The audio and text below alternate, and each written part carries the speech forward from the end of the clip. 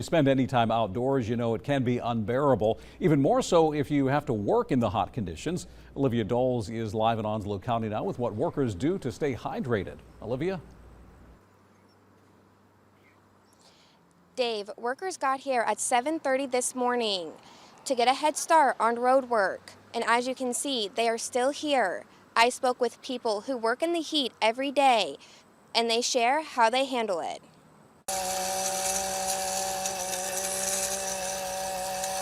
Cutting grass outside in the heat is a task Martin Page knows all too well.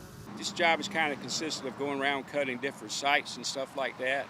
One way we keep cool, we do get the opportunity after we cut a site to get back in the truck and cool off. And employers take safety precautions.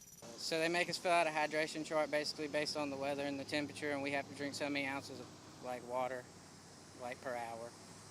And they make food and snacks available during the day as well. He provides us with Gatorade, all the water we can drink. Sometimes he gives us some fruit, whatever, and we basically stays hydrated that way. The temperature outside helps workers know how much water to drink. Anything over 86 degrees is like 16 ounces. Anything under is like 8 ounces per hour. They also adjust their workday to get ahead of the heat. We did start early. We had a pretty good big job to do, so we started like 5:30 in the morning.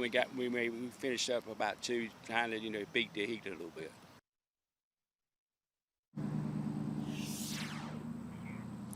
And one of the construction workers told me that while they work in the heat all day, they are required to take body temperatures, intermediate breaks, and of course check in on one another. Live in Onslow County, Olivia Doles, WITN News. All right, thanks, Olivia.